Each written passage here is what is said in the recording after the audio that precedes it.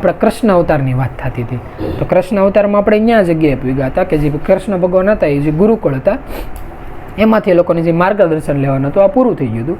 હવે ન્યાઝી કથા છે ને એને 2 મિનિટ પૂરતો આપણે અલ્પ વિરામ રાખશું અને બીજી એક કથા ચાલુ કરીશું મહાભારતની, કે જ્યાં મહાભારતની શરૂઆત થઈ. કારણ કે 2 હકીકત એક જ હારે હેલે જતી કથા છે. તો મહાભારતની શરૂઆત બહુ કાલાંતર યુગની થાય. એ સમયની વાત છે કે જ્યારે ઇતિહાસની અંદર એક ભીષ નામના એક રાજા બતાવે. હવે આ જે રાજા હોય આ ઇન્દ્રલોકની અંદર એક વખત ગયા હોય અને ઇન્દ્રલોકની અંદર ઘણા ખરા દેવી દેવતાઓ બેઠા હોય. એ સમયની અંદર એવું થાય કે જે બ્રહ્મા હોય ને એની લોકની અંદર જવાનું થાય. એટલે એ લોકની અંદર જ્યારે બ્રહ્મા ગયા હોય ત્યારે એવું બતાવે કે એની ભેગા જે દેવી ગંગા હોય આ હોતે ને ભેગા ગયા હોય. દેવી ગંગા બ્રહ્મા ભેગા ત્યાંથી રહેતા હોય કે જ્યારે આપણે કાલાંતર યુગની અંદર જ્યારે વામન દેવ અવતાર થયો હતો, જ્યારે વિષ્ણુ ભગવાનનો વામન અવતાર થયો હોય ત્યારે એ સમયની અંદર એવું હોય ને બલિરાજા પાસે વરદાનમાં એવું કીધું કે એમને 3 પગભર ભૂમિ આપો. ત્યારે એવું કહેવાય છે કે જ્યારે એણે પહેલો બીજો ત્રીજું ડગલું આખી મૃત્યુલોક જે સ્વર્ગલોક છે ને પાતાળલોક છે આ માપવા ગયા હતા ને ત્યારે એના પગમાંથી નાનકડો આમ થયો એક એવું કહેવાય છે કે પર્વતોને એક અણી એડી હતી અને એમાંથી લોહીનું એક ટીપું પડ્યું હતું. ના જે ટીપું પડ્યું હતું ને એ ગંગાની ઉત્પત્તિ બતાવે. એટલે એવું કહેવાય છે કે વિષ્ણુ ભગવાનના ચરણ કમળમાંથી ગંગાની ઉત્પત્તિ થઈ. એટલે જ્યારે એ સમયમાં જે લોહીનું ટીપું જ્યારે પડીને મૃત્યુલોક ઉપર પડતો હોય ને ત્યારે બ્રહ્માને ખ્યાલ આવે કે ભાઈ આ તો દેવી ગંગાની ઉત્પત્તિ છે અને અત્યારે જે એનો સમય નથી આવ્યો. એટલે પોતા પાસે જે કમંડલ હોય ને કમંડલ ત્યાં વયા જાય ને એની અંદર એ ટીપું પડી જાય. એટલે ત્યારથી એવું કહેવાય છે કે જે ગંગા હોય ને એ બ્રહ્માજી ભેગા રહેતા હોય, જે બ્રહ્મલોક હોય ને ત્યાં ગંગા રહેતા હોય. પછી એવું થાય કે જ્યારે ગમે ત્યારે બ્રહ્માને અલગ અલગ જગ્યાએ જવાનું હોય ત્યારે ઘણી વખત ગંગા હોય એમ કે ભાઈ હું તમારે ભેગા આવું, ઓલા લોકો કે આવો. એટલે એવી રીતે જે ઇન્દ્રલોક બતાવે, જે સ્વર્ગલોક બતાવે, ઘણા શાસ્ત્ર પુરાણની અંદર બ્રહ્મલોકનું એવું હતું ઉલ્લેખન છે કે ભાઈ એ જગ્યાએ હોતે ગયા હોય. જ્યારે આ લોકો આવ્યા હોય ત્યારે ભીષ નામના રાજા હોતે ને આવ્યા હોય ત્યારે લોકો ગંગાની જોઈને તેમાંની અંદર એના મન ઉપર કુરૂપ વિચારો આવે, કામુક વિચારો આવે. એટલે આ વિચારો આવે ને ત્યારે બ્રહ્મા તો એવું કહેવાય છે કે એ તો ત્રિલોક જ્ઞાની બતાવે, એને બધે શાસ્ત્રો પુરાણો વેદો જે હોય પોતે લખેલા હોય, ભૂત ભવિષ્ય વર્તમાન બધી વસ્તુની ખબર હોય. એટલે જે ભીષ રાજાના વિચારો ફરતા જ હોય ને એટલે એ વાત બ્રહ્માજીને પસંદ ન આવે. એટલે જ્ઞાન ઓલા જે રાજા હોય ને એને શ્રાપ આપી દે એ કે કોઈ પણ નારી ઉપર એટલું બધું મોહિત થવું તારી માટે બરોબર નથી. જો તને એટલો બધો મોહનો શોખ હોય ને તો અહીંયા રહેવાની જરૂર નથી, મૃત્યુલોક આપણે એની માટે જ બનાવ્યો છે. તને શ્રાપ આપું છું કે તું મૃત્યુલોક ઉપર જા, ત્યાં જઈને રાજા બને પછી ત્યાં તાર જઈને જેટલા મોહિત થવું હોય ને એટલો તો થયા રહે. પછી એ જે રાજા હોય ને ત્યાંથી નીકળે અને મૃત્યુલોક ઉપર આવે. અને મૃત્યુલોક ઉપર આપણે કહેવાય છે ને હસ્તિનાપુરની ગાદી, એ ગાદી ઉપર એ સમયની અંદર એ રાજાની ઉત્પત્તિ થઈને જે આપણે કહીએ છીએ ને શાંતનુ રાજા, એ રીતે રાજાનો જન્મ થાય. રાજાનો જન્મ થાય ને ધીમે ધીમે જે રાજા હોય એ મોટા થાય. મોટા થતાં થતાં એવું થાય ને જે પિતા હોય એનો દેહાંત થઈ જાય, પોતાના હાથમાં આખું રાજપાટ ભેગું આવે અને પોતે કહેવાય છે કે હરખી જગ્યાએ માર્ગદર્શન લઈ અને ઓલા આગળના કર્મો જે હોય એમાં ઘણા બધા સારા કર્મો કરેલા હોય. કારણ કે એના લીધે જે લોકો સ્વર્ગલોક કે આપણે જે કંઈ કહીએ ઓલા નથી કહેતા ભાઈ મોટી મિટિંગમાં બેસવાનું આપણને પોસ્ટ મળ્યું હોય તો કંઈક તો એના કર્મ સારા હોય ને. એટલે એવી રીતે ઘણી જગ્યાએ સારા માર્ગદર્શન લે, શાસ્ત્ર પુરાણનું જ્ઞાન લે, શસ્ત્રોનું જ્ઞાન લે. એને લીધે હસ્તિનાપુરની જે ગાદી હોય આ વ્યવસ્થિત રીતે ટકાવે. પછી એવું લાગે કે ભાઈ હવે ગાદી બધું વ્યવસ્થિત હાલે જાય છે પોતપોતાની રીતે, પછી મોજ અવસ્થાની ચાલુ કરે કે જેમ આપણે નોર્મલ દેવતાઓનો વિષય આવતો હોય એ રીતે અને રખડવાનું ને એ રીતે વસ્તુ ચાલુ કરે. હારે ધીમે ધીમે રાજસભામાં એમાં ધ્યાન દે. એમાં થાય એવું આપણે જોઈએ ને તો હસ્તિનાપુર એટલે આપણે દિલ્હી આજુબાજુ આવે અને ત્યાંથી જે ગંગા કહેવાય ને એ સમયની અંદર ત્યારે મૃત્યુલોકમાં પાછું ગંગા આવી ગઈ હોય કે જે આપણે રામ અવતારમાં જેની કહાની બતાવે કે જ્યારે રામને સીતા વાત કરતા હોય ત્યારે ભગીરથ રાજાની એની વાત આવે. એટલે એ સમયની અંદર જ ગંગા મૃત્યુલોકમાં આવી ગયા હોય ને એમાં કૃષ્ણ અવતારનો સમયની ટાઈમ આવે. જે ગંગા હોય ને મૃત્યુલોકમાં હોય. એમાં થાય એવું એક વખત શાંતનુ રાજા પોતાના આખેટ માટે નીકળે ને એમાં બહુ એક રૂપવાન નારી દેખાય જે આપણે નદી કિનારે. એટલે ત્યાં જાય ને એના રૂપ રંગથી લોકો પૂરા મોહિત થઈ જાય અને મોહિત થઈને એમ કે તમે કોણ છો? એટલે ઓલા લોકો એમ કે હું દેવી ગંગા છું. જે ગંગા હોય ને પોતે નારી સ્વરૂપમાં આવ્યા હોય એટલે એ કે હું દેવી ગંગા છું. એ કે તો મને તમારા બહુ મોહ થયો છે તો મારે અત્યારે પત્ની માટે હું કોઈ વ્યક્તિની તલાશમાં છું તો તમે મારી અરે વિવાહ કરશો, લીગલી લગ્ન કરીને અને વિવાહનું જીવન જીવવાનું.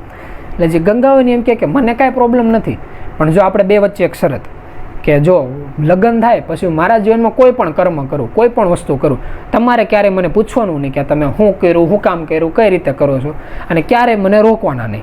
જેથી તમે મને પૂછો શું કામ કરો છો, હું કઈ રીતે કરો છો, કે તમે વસ્તુ મને રોકવાની ટ્રાય કરી ત્યારથી હું તમારા જીવનમાં એમનેમ જ નીકળી જાય અને પછીથી ક્યારેય તમારા જીવનમાં પાછી નહીં આવું.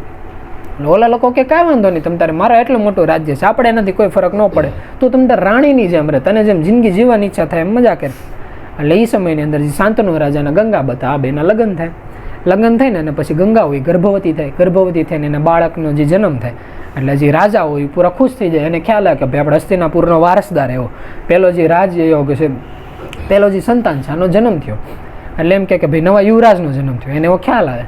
અને ગંગાનો સમયની અંદર જીવન એવું બતાવે કે જેવો બાળકનો જન્મ થઈને બાજુમાં હોતા હોય, બાળકને જે જન્મ થતો પહેલો દિવસ હોય તો બાળકને કાખમાં લે, હાથમાં લે ને અને હાલવાનું ચાલુ કરે. હાલતા હાલતા જે ગંગા કિનારાની જે નદી હોય ને ત્યાં છે ને બાળકને એની અંદર ડૂબાડી જાય, અને ડૂબાડી ન્યાને જેનો અંત કરી નાખે. એટલે આ વસ્તુ જે ઓલા રાજા હોય ને એ જોઈ જાય, એ ક્યાં શું કરે છે. કોઈ પણ નારી હોય પોતાના સંતાનને કેટલો પ્રેમ કરતી હોય તો કઈ રીતે આવું કર્મ કરીએ કે, એટલે પોતાના કંઈ મગજના કંઈ શેડા જે ભેગા થાય ને એ કે તર્ક ભેગો ન થાય. એટલે પોતે ત્યાં જઈને એને પૂછવાને રોકવા જાય, પણ એને ઓલો જૂનો વચન યાદ આવી જાય કે ભાઈ મને ક્યારે પૂછો નહીં, મને ક્યારે રોકો નહીં, કે કાંઈ વાંધો નહીં, એક વખત કર્યું ને તેવી રીતે બીજી વખત થાય. જે 6 મહિને વર્ષ દિવસ 2-1.5 વર્ષનો સમય જાય તો બીજા બાળક માટે ગર્ભવતી થાય, બીજા જ બાળકનો જન્મ થાય, પાછો સંતાનમાં દીકરાનો જન્મ થાય. પાછો એમ થાય કે આ વખતે તેવું નહીં થાય તો ઓલા લોકો પાછા તેડીને તો હાલવાને ચાલુ થાય અને હાલીને અને જે બાળકો એને સીધા ગંગા નદીની અંદર સીધા પધરાવી દે અને ન્યાને જેનો અંત કરી નાખે. અને પાછી ઝટકી લાગે. એવી રીતે ત્રીજાનું થાય, ચોથાનું થાય, પાંચમાનું થાય. એમ કરતાં કરતાં એવું કહેવાય છે કે 7 થી 8 બાળકનો હેરા એવું થાય, કેટલા બાળકનો અંત થઈ જાય. પછી આનાથી જોવાય નહીં. એમ નક્કી થાય કે આ મને એટલી પ્રિય છે, એટલી મને ગમે છે કે હું બીજા વિવાહ નથી કરતો. હવે થાય છે એવું, મારા જેટલા બાળકનો જન્મ થાય બધાને આવી રીતે નદીની અંદર બહાવી જશે તો પાછળના રાજ્યનું યુવરાજ પદનું આનું કોણ વિચાર કરે કે એક બાળક તો સંતાન તરીકે જોઈ. એટલે નક્કી કરે કે આ વખતે જીવ હોય ને આ વખતે એને રોકી લેવું છે.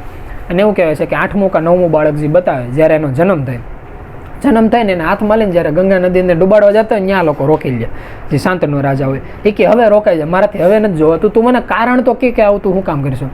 એટલે ગંગા કહે કે તમારા જે વાત હતી આપણે બે વચ્ચે નક્કી થયું હતું કે જ્યારે તમે મને પૂછશો ને ત્યારે હું તમારા બધા સવાલનો જવાબ દે, પણ એક વખત મને પૂછો એટલે હું વહી જાય. એટલે હાલ્યો બાળક છે, હું તો કે એવું ઈચ્છું છું કે આ બાળકને તમે રાખો પણ તમારેથી આ પાળી પૂછીને મોટો નહીં થાય. એટલે એની માટે આ બાળકને અત્યારે હું લઈ જાઉં છું, તમે તારે જ્યારે યુવાન થાય, વ્યવસ્થિત થાય ત્યારે હું તમને પાછો દેવા આવી. એટલે તમારા જે પાછળની નવી પેઢીનું જે યુવરાજ પદનું છે ને એની તમારે ચિંતા કરવાની જરૂર નહીં.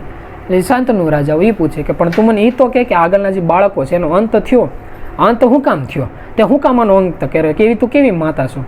એટલે જે ગંગા હોય એવી વાત કરે કે એનું કારણ એવું બતાવે કે કાલાંતર યુગની અંદર જ્યારે ત્રેતાયુગ હાલતો હતો કે સતયુગ હાલતો હતો રામાવતારની સમયની અંદર, એવું બતાવે કે વશિષ્ઠ મુનિનો આશ્રમ હોય, એના આશ્રમની અંદર કામધેનુ જે ગાય માતા બતાવે એ હોય અને એની જે દીકરી હોય નંદની એ હોય તેને બતાવે. અને બે પાસે એવી શક્તિ બતાવે કે જ્યારે કોઈ પણ સમય હોય ત્યારે વશિષ્ઠ મહારાજજી બતાવે કોઈ પણ સમયની અંદર પોતાની ઈચ્છા વ્યક્ત કરે કે ભાઈ એટલું આપણે ફળ ફ્રૂટ ગ્રહણ કોઈ પણ ખાવાની વસ્તુ જોતી છે, કોઈ પણ ધન દોલત જોતી છે, કોઈ પણ સેના જોતી છે, એ લોકો ખાલી સંકલ્પ કરે ને એટલે કામધેનુ ગાયમાંથી બધી વસ્તુ પ્રગટ થઈને આવતી હોય અને આ વસ્તુ જગ જાહેર હોય. એમાં થાય એવું એક સમયની અંદર 8 જેટલા વસુ બતાવે, એટલે એક પ્રકારની એવી યોની બતાવે. આપણે કેમ કે કુળ એ ટાઈપના હોય, એક એ ભાઈઓ હોય 8 વસ્તુ. એમાં જે મોટો ભાઈ હોય ને એનું નામનું એ રીતનું બતાવે કે પ્રભાસ નામનું એક મોટો જે ભાઈ હોય અને એની પત્ની હોય, જે પોતાની પત્ની હોય રીતે જે એના આ બીજા 7 કે 8 ભાઈઓ હોય એ બધા એની પત્ની હોય. એવી રીતે 7-8 ભાઈઓ આપણે નથી કહેતા ફરવા નીકળે, હોલીનો ટાઈમ છે તો બધા ટૂરમાં નીકળે, એ રીતે એ લોકો ફરવા નીકળ્યા હોય. અને નીકળ્યા જે વશિષ્ઠ મુનિનો આશ્રમ હોય ત્યાંથી લોકો નીકળે. ઓલા લોકોને ખબર પડે ભાઈ આ લોકો રાજા સ્વભાવે બધી રીતે વ્યવસ્થિત છે, તેજસ્વી આત્માઓ છે, એટલે પોતાના રાજ્યની અંદર ઓલા નથી કહેતા અતિથિ દેવો ભવ, એ રીતે બોલાવે, પોતાના આશ્રમની અંદર બોલાવે, બેહારે, એ લોકોનો ભોજનની વસ્તુ એ બધું પીરસે.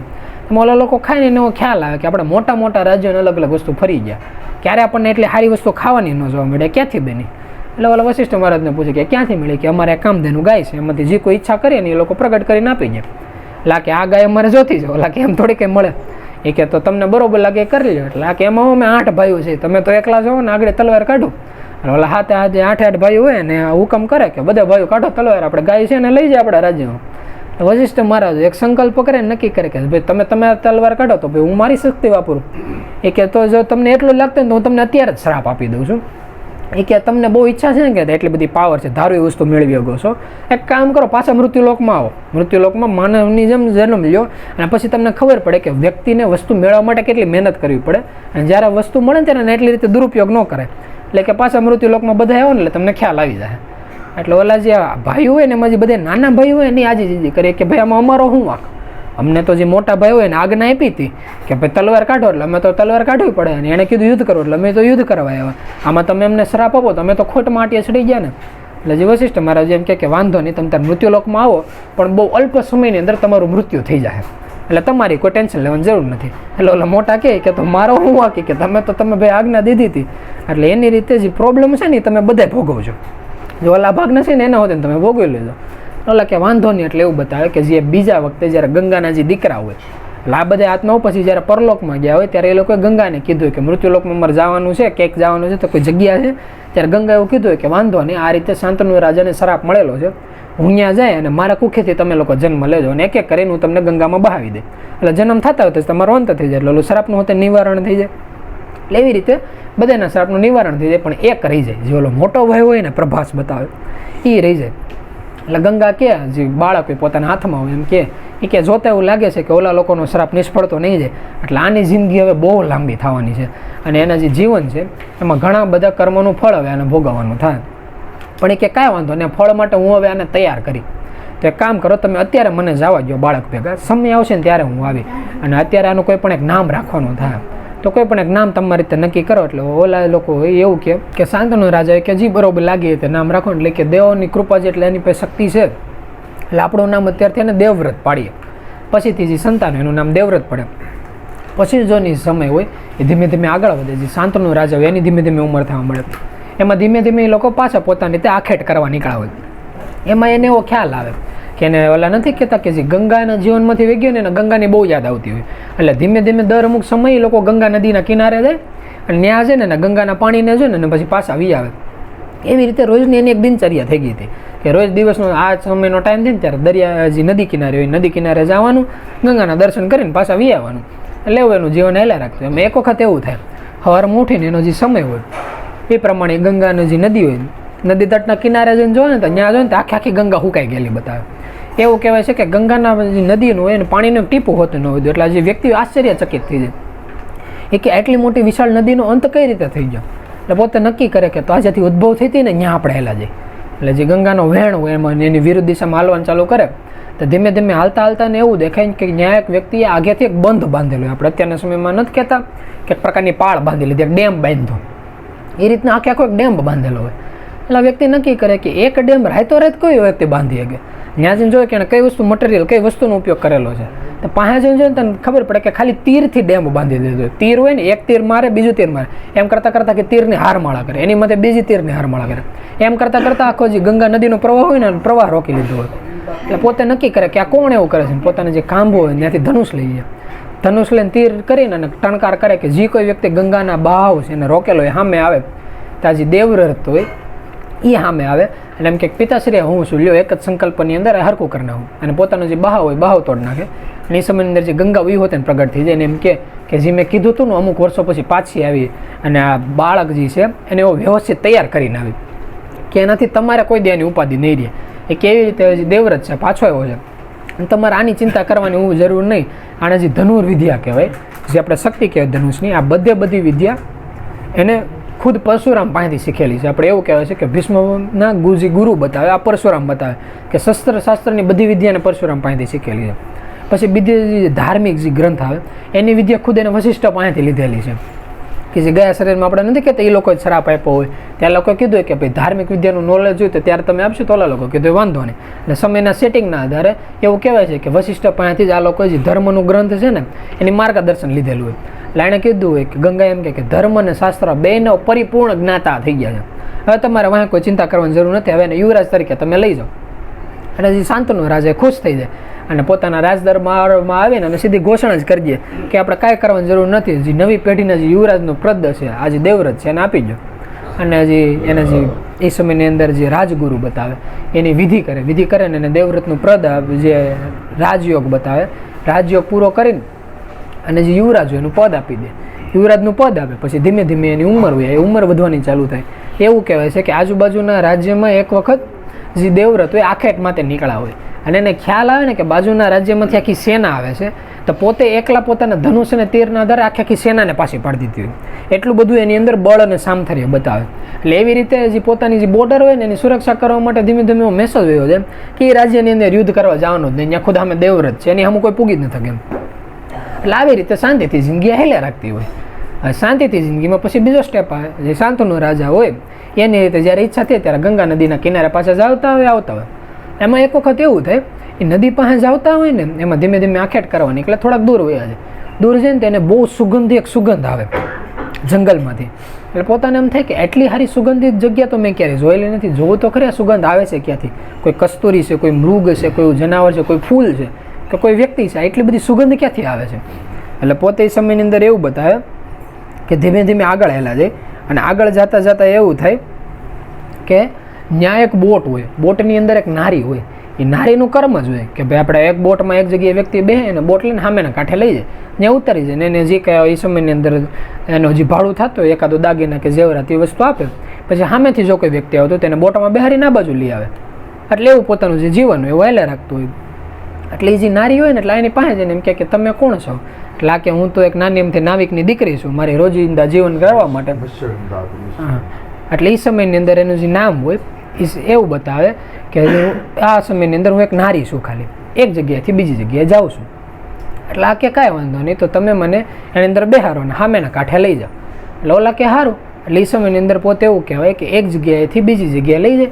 પછી ત્યાં પૂગે ને તો એમ કે ભાઈ તો મારે પાછું જવું છે.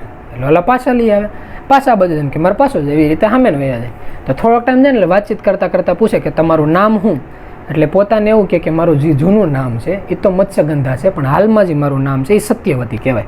એટલે એ સમયની અંદર એવું કહેવાય કે ભાઈ મારું નામ સત્યવતી છે. લાકે તો બોલો તમારી જે મારી વાત છે એવી છે કે મારે તમારી એરે વિવાહ કરવા છે, લગ્ન કરવા છે. જે શાંતનુ રાજા હોય એમ કે લગ્ન કરવા છે. લાકે મને એ કાંઈ વાંધો નથી, પણ એની માટે જે ઘરે મારા પિતા છે તમે એની હારે વાતચીત કરી લો. એ લોકો કહે કે ભાઈ વિવાહ માટે બરાબર છે, તો આપણે કોઈ પ્રોબ્લેમ નથી. લાકે વાંધો નહીં. એટલે બીજા જે દિવસ હોય એ દિવસે ત્યાં જઈને જે પિતા હોય એને મળે. એટલે જેના પિતા હોય ને એમ કે જો જે આનો આખો ઇતિહાસ છે ને એ બહુ અટપટો છે. એનો જન્મ આખો એ રીતે થયેલો હોય કે જ્યારે જન્મ થયો હોય ને ત્યારે માછલામાંથી જન્મ થયો એ રીતનો આખો બતાવે ને એના લીધે જેનું શરીર બહુ દુર્ગંધવાળું હોય. એટલે આપણે નથી કહેતા જે મત્સ્યગંધાનું નામ હોય એ સમયની અંદર એનું નામ મત્સ્યગંધા બતાવે શરૂઆતની અંદર. પછી ખબર નહીં શું થાય એના લીધે અત્યારે આનું જે શરીર છે એટલું બધું રૂપરંગ ભળેલું છે, એનું જે એને જે સુગંધ છે આ બધી આવેલી વસ્તુ છે. એટલે કે એના લીધે એના ઘણા ખરા માગા આવેલા છે આજુબાજુ રાજ્યમાંથી. શરૂઆતમાં કોઈ વ્યક્તિ અમારે એવું કહેવાય છે કે અમારે હુડકીમાં બેહવા તૈયાર નહોતું, કારણ કે માછલા જેવી દુર્ગંધ આવતી હતી. અત્યારે સુગંધ આવે છે એટલે કોઈ પણ વ્યક્તિ એને આવીને વિવાહ કરવા તૈયાર છે. પણ છે એવું હેરવેર મને ખ્યાલ છે કે એના જે સંતાન છે એ એવું કહેવાય છે કે બહુ મોટો રાજા બનશે. એટલે એ કે મને ખ્યાલ છે તમારા જે રાજા છે રાજ્યની અંદર તમે ડિક્લેર કરી દીધેલું છે કે જે દેવવ્રત છે આ બહુ મોટો યુવરાજ થવાનો છે, એ જ ભવિષ્યનો રાજા થવાનો છે. જો એ રાજા થાય તો પછી જે મારી દીકરી છે એના કોઈ રાજા થવાના નથી એના સંતાનો. એટલે આપણે જે લગ્નનો જે ઠેરાવ છે ને આપણે અંત રાખીએ. જો તમે એમ કરો કે ભાઈ આના જ સંતાન રાજ્ય થાય, આના સંતાનો એ રાજા બને તો આપણે આની ઉપર આગળ વાત અકાવીએ.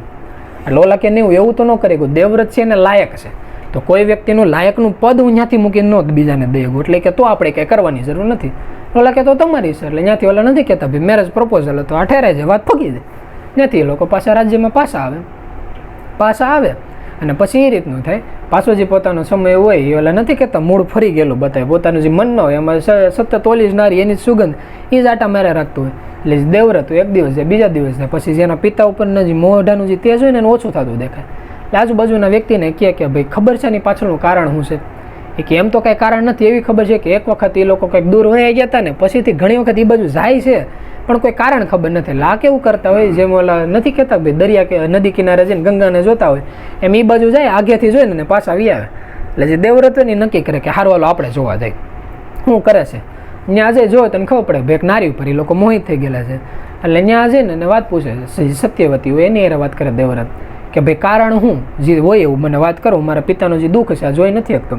ઓલા લોકો એમ કે ભાઈ લગ્નની વાત થઈ હતી અને મારા પિતા આ રીતની વાત કરી હતી, તો આ કે એમાં હું મોટી વસ્તુ હું આવીને તમારા પપ્પા એરે વાત કરું. એટલે જેના પિતા હોય એની એરે વાત કરે એ કે જે ભાઈ લગ્નની વાત હતી એમાં તમે કહેતા હતા કે ભાઈ એના જે સંતાન છે એ જ રાજા બને, તો નક્કી કરો તો હું કહી દઉં કે આજથી હું યુવરાજ નહીં, તમારા સંતાનથી એ રાજા થાય. એટલે જે ઓલા વ્યક્તિ હોય એમ વાત કરે કે નહીં ભાઈ મને તારી ઉપર હોય 100% વિશ્વાસ છે, તો જે દેવવ્રત છો મેં તારા વખાણ બધી રીતે સાંભળે, તે નક્કી કર્યું કે તું રાજા ન બને એટલે મને કાંઈ ટેન્શન નથી, પણ મને બીજી એક ઉપાધિ છે. એ કે બીજી કઈ ઉપાધિ છે? એ કે તું હારે ડાયો માણસ છો, પણ વહેલા મોડા તારે લગ્ન થાય, વહેલા મોડા તારે સંતાનો થાય, તો નહીં ને એવું થયું કે ભવિષ્યમાં તારા સંતાને વિરોધ કર્યો કે ભાઈ આખા રાજ્યનો હું રાજા કહેવું, લીગલી મારા પપ્પા યુવરાજ હતા. એ કે તો એવું થાય કે ભાઈ જે મારી દીકરી છે એના સંતાનો રાજગદ્દી ન મળે. એટલે કે એવું કાંઈ નહીં હાલે, આનું કાંઈ તારાથી સોલ્યુશન થતો હોય તો કર. એ કે તો એમાં હું એક જ વસ્તુ છે એનું સોલ્યુશન, જો હું લગ્ન જ ન કરું. અને એ સમયની અંદર એવું કહેવાય છે કે હું મારા આખા જિંદગીનો પ્રાણ લઉં છું, આજ પછી ક્યારે મારા કોઈ નહીં સંતાન થાય, નહીં ક્યારે હું લગ્ન કરું, આવી હું અત્યારથી અખંડ પ્રતિજ્ઞા લઉં છું. ત્યારથી વ્યક્તિનું નામ દેવવ્રતમાંથી ભીષ્મ પડે. ત્યારથી ભીષ્મની એવી પ્રતિજ્ઞા કહેવાય કે મારી પ્રતિજ્ઞાને લીધે આવું થાય. અને આ વાત આવી ને ઓલા કે તો મને કાંઈ વાંધો નથી, આજથી ત્યાં પ્રતિજ્ઞા લીધી તો લગ્ન કરવામાં કાંઈ વાંધો નહીં. ત્યાં જઈને ઓલા રાજી થઈને એના જે પિતા હોય એને આવીને કે શાંતનુ રાજાને કે હવે તમારે ઉપાધિ કરવાની જરૂર નહીં, તમારી જે લગ્નની વાત હતી નક્કી થઈ ગઈ. એ કે કઈ રીતે નક્કી થાય? એના તો સંતાનમાં ઓલા લોકોને રાજ જોતું હતું, એ તો મેં તને યુવરાજ ઘોષિત કરી દીધો છે. એ કે નહીં, તો તમે ઘોષિત કરો એટલે મારું રાજ્ય કહેવાય ને. એ કે મેં નક્કી કર્યું આપણે રાજ્ય નથી જોતું, સંતાન માટે ખાલી એના પિતાજી હોય સુખી રહે એટલું જોતું હોય. હું તમ તાર તમારી સેવા કરી શકું, આખા રાજ્યને કોઈ પણ પ્રકારનો પ્રોબ્લેમ આવે તેનું પાલન કરી શકું, એટલે એ બધું કંઈ કરવામાં મને કંઈ પ્રોબ્લેમ નથી. એટલે ઓલા લોકો એમ કે તો તે શું નક્કી કર્યું છે? એ કે એવું કે આખું જે રાજ્ય છે ને એને દઈ દો. એ કે પછી ઓલા વ્યક્તિ જોતા મને બરોબર નહોતો લાગતો, એથી વધારે કોઈને માંગણી કરી હતી. એ કે એથી વધારે માંગણી કરી હતી, મેં એવું કીધું હતું કે આજ પછી ક્યારે હું લગ્ન નહીં કરું, અને જે મારા સંતાન છે એ ક્યારેય નહીં થાય, અને જે કોઈ વ્યક્તિ સંતાન થાય એમાંથી જે કોઈ વ્યક્તિ રાજગદ્દી ઉપર બેસે એની અંદર હું મારો પિતાનું રૂપ જ જોઈ, અને જેવી રીતે હું મારી પિતાની સેવા કરું ને એ જ રીતે હું એના પિતાની સેવા કરી. કે જ્યાં જે હસ્તિનાપુરનો ધ્વજ જાય ત્યારે ભીષ્મ એની ભેગો હોય છે, અને હસ્તિનાપુરની જે ગદ્દી છે એની સુરક્ષા કરે. એટલે હું તમારો બહુ મોટો એક સેનાપતિ થઈને ઊભો રહી, કોઈ હસ્તિનાપુરમાં આંગળી ઉઠાવી નહીં જોઈએ કે. અને એનું જે પરિણામ છે ભવિષ્યમાં કેટલું વિપરીત આવે આપણે મહાભારતનો ખ્યાલ જ છે. એટલે એવું થાય. એટલે જે શાંતનુ રાજા હોય ને એટલે હૃદય દ્રવી જાય એને કે આવા સંતાનો ક્યારે કોઈ વ્યક્તિને મળી જ ન કે જે વ્યક્તિ બધી વસ્તુ ન્યોછાવર કરવા તૈયાર થઈ જાય.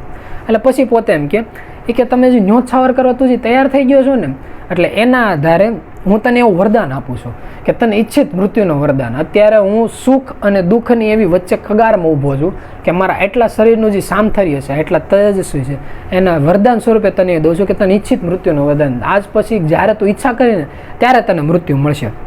એટલે તો સામે જે ભીષ્મ એ હોત ને હું નક્કી કરે કે મને જે ઈચ્છિત મૃત્યુનું વરદાન મળ્યું છે ને એનો હું ઉપયોગ એ રીતે કરી કે જા લગન હું આપણે જે હસ્તિનાપુરની ગાદી છે ને ચારેય તરફથી હું સુરક્ષિત ન જોઈ લઉં ને તા લગન હું મારું પ્રાણ નહીં મૂક્યું. એટલે આપણે નથી કહેવાતા કે ભીષ્મની જે પ્રતિજ્ઞા છે ત્યાંથી જે પોતે ભીષ્મ કહેવાય છે, એને એટલે અખંડ પ્રતિજ્ઞા કહેવાય કે ભાઈ ક્યારેય લગ્ન નહીં, ક્યારેય સંતાન નહીં, જે કોઈ વ્યક્તિ બાળક આવે જે રાજગદ્દી ઉપર બેહને પોતાના પિતાના સ્વરૂપમાં જોવાનું, એની સિવાય જ્યારે ચારેય દિશામાંથી હસ્તિનાપુર 100% સુરક્ષિત ન હોય ત્યાં લગન પોતે પોતાનો પ્રાણ ન છોડે. એટલી પ્રતિજ્ઞા આધારે પોતે બંધાઈ જાય.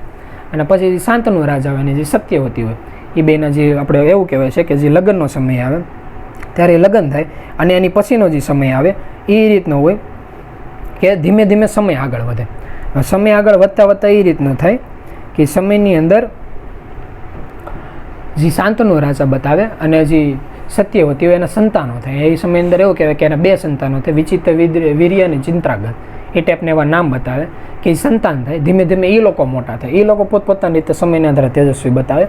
એમાંથી થાય એવું થોડોક સમય થાય ને એટલે એ જે બે વ્યક્તિઓ હોય ને એ વ્યક્તિમાંથી એ એવું થાય કે બાજુના જે રાજ્ય હોય એ રાજ્યની અંદર જે આપણે એવું કહેવાય છે કે જૂના સમયની અંદર ગમે ત્યારે લગ્ન કરવાનો સમય આવે ત્યારે એવું કહેવાય છે કે લગ્નની અંદર સ્વયંવર રચવાનો હોય. એટલે એક આપણું હસ્તિનાપુરનું રાજ્ય હોય ત્યારે બાજુની અંદર એક કાશીનગરી બતાવે. કાશીનગરીનું હતું રાજ્ય હોય. કાશીનગરીની અંદર એવું કહેવાય છે કે ત્યાં 3 રાજકુમારી હોય, અંબા, અંબિકા અને અંબાલિકા. આ 3 રાજકુમારી બતાવે. અને એ સમયની અંદર જે કાશીનગરી હોય ને એવું કહેવાય છે કે એ લોકો એવું નક્કી કરેલું હોય કે આપણે બહુ મોટું સ્વયંવર રચીએ, અને સ્વયંવરનો નિયમ એવો કે કોઈ પણ રાજા આવે અને રાજા આવીને અને એને પોતપોતાને તો ઊભું રહેવાનું, અને આ લોકોના 3યના હાથમાં વરમાળા હોય. એ જે કોઈ જે રાજકુમારી હોય જેના ગાળામાં વરમાળા નાખે એ એના પતિ સ્વરૂપમાં નક્કી અને 3 લગ્ન કરવાના. પણ થાય એવું જે કાશીનગરીનો જે રાજા હોય ને એવું નક્કી કરે કે આપણે બધા વ્યક્તિને આપણે આમંત્રણ દેવું છે, પણ આપણે જે આ હસ્તિનાપુર છે ત્યાં આમંત્રણ નથી દેવું. એટલે આ વાતનો જે ખ્યાલ હોય ને એ જે સત્યવતી હોય એને ખ્યાલ આવે. એટલે ભીષ્મને બોલાવે કે આપણે જે બાજુનું રાજ્ય છે ત્યાંથી આ રીતનું આમંત્રણ નથી એવું, આ આપણને એવું લાગે છે કે આ બરોબર ન કહેવાય. એટલે ભીષ્મને એમ કે તું ત્યાં જા ને જે તને બરોબર લાગે એ રીતની એની વિધિ કરે. એટલે ભીષ્મ કે ક્યાંય વાંધો નહીં, અને ત્યાં જઈને અને પોતે હથિયારની હારે જાય. ત્યાં જઈને જે રાજસભા આખી ભરાયેલી હોય એની અંદર તીર લઈને એવું કહેવાય છે કે ખાલી 2 તીર મારે ને તો એક તીર ડાબી બાજુ ને એક તીર જમણી બાજુ મારે ને તો જેટલા રાજા હોય ને બધા એના માથાના જે મુકુટ હોય ને આ બધા મુકુટ તીર હારે લઈને સામે જે કાશીનગરીનો જે રાજા હોય ને એના પગમાં સીધા બધા રાજાને મુકુટ પડે. અને મુકુટ આવે ને પછી એવું કહેવાય છે કે ભાઈ જેટલા રાજા હશે જેની અંદર હિંમત હોય ને એ આવીને ઊભા રહી જાઓ અને તમે તારે યુદ્ધ કરો, યુદ્ધ કરી લો. આ રાજ્યમાં સ્વયંવર અહીંયા જ પૂરો, અને જેટલી 3 નારી છે અને હું લઈને નીકળું છું અને હું ડિક્લેર કરું છું કે ભાઈ જે હસ્તિનાપુરના રાજા છે એમાં જે બે મારા જે ભાઈઓ છે કે જે વિચિત્રવીર્ય અને ચિંદ્રાંગદ, આ બે માટે પત્ની સ્વરૂપે હું આ ત્રણેયને લેવા આવ્યો છું. ઓલા કે કાંઈ વાંધો નહીં. એટલે પછી ત્યાં કંઈ કરવા જેવું તો હોય જ નહીં, કે જે હથિયારો એ તો કે હાલે મને, એટલે ત્રણ નારીને લઈને નીકળાય.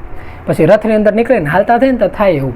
જે અંબા, અંબિકા અને અંબાલિકા બતાવે, એમાંથી જે એક નારી હોય અંબા, એને એવું હોય એને પહેલેથી એક વ્યક્તિને પતિ સ્વરૂપમાં માની લીધી હોય. બાજુના જે રાજ્ય હોય એનો એક વ્યક્તિ બતાવે, એને પહેલેથી પતિ સ્વરૂપમાં માનતા હોય. એટલે જે ઓલો વ્યક્તિ હોય ને આખી સેના લઈને આવે ભીષ્મારે યુદ્ધ કરવા, કે બીજી બે નારી છે એને તું લઈને વયો જાય, પણ આ જે અંબા છે ને આને તું પાછી દઈ દે. એટલે જે ભીષ્મ હોય એ એમ કે ભાઈ શક્તિથી તો તું ન આવી, પણ હારવાર એવું થાય એ સમયની અંદર યુદ્ધમાં એવું કહેવાય છે કે તું મને દઈ દે. એટલે આ કે ભાઈ શક્તિથી તારી અંદર હોય ને એટલે મહેનત કરી લે, આ રીતે હું ન થઈ ગયું.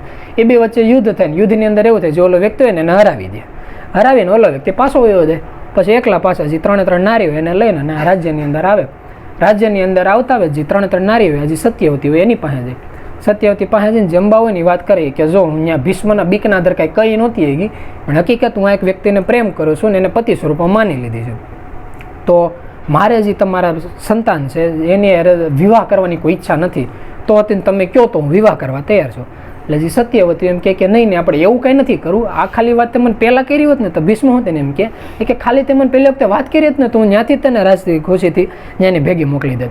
પણ કે કાંઈ વાંધો નહીં, કામ કરો, માન મર્યાદા હેરે બધી વસ્તુને હેરે તમે તારે આખી સેના તૈયાર કરો અને તમે તારા વ્યક્તિને સુરક્ષિત રીતે જે સામેવાળા જે ઓલા રાજ્ય છે એના રાજ્યમાં મોકલો. એટલે જે અંબા હોય એને ત્યાંથી મોકલે.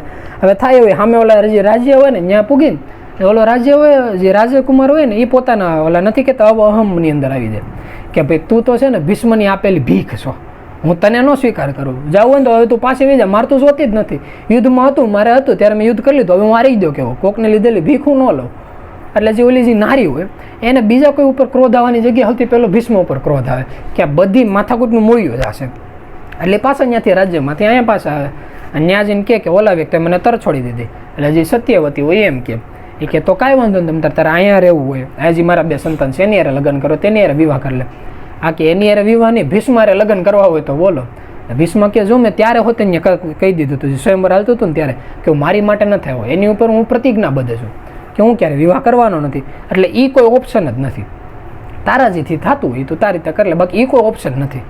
એટલે આ એમ કે તો હું મારા જીવનનો છે ને બદલો તારી પાસેથી લઈ એમ કરી ત્યાંથી નીકળી જાય. ત્યાં કંઈ નક્કી કરે કે તો પછી બદલો લેવો તો જવું કેમ. એટલે એણે પહેલાં સાંભળેલું હોય કે કોઈ પણ શિષ્ય હોય ને આમ માને કે ન માને ગુરુનું કંઈ એવી રીતે કરે. એટલે ગુરુમાં એને એક જ નામ સાંભળેલું હોય કે ભાઈ ભીષ્મ હતા એને જે આખી જે શસ્ત્રની જે બધી વિધિ છે આ પરશુરામ પાસેથી લીધેલી છે. ત્યાંથી લોકો પરશુરામ પાસે જાય અને પરશુરામ પાસે જઈને એની જે આજીજી જે એ બધી કરે ને પરશુરામ કે નહીં ભાઈ આ તો બધું ખોટું થઈ ગયું, કારણ કે એક જ ટાઈપની આખી વાત સાંભળેલી હોય. પછી પરશુરામ આવીને હું ડિસિઝન લે, એ જ આખી કથા છે આપણે આગળના સત્સંગની અંદર વાત કરીશું. અને જ્યારે એમ થાય કંઈ કરી છૂટવું છે ત્યારે ખાલી ગુરુની કયા મારીને મનને નામને સ્મરણની અંદર લગાડજો. બોલો સદગુરુદેવની જય.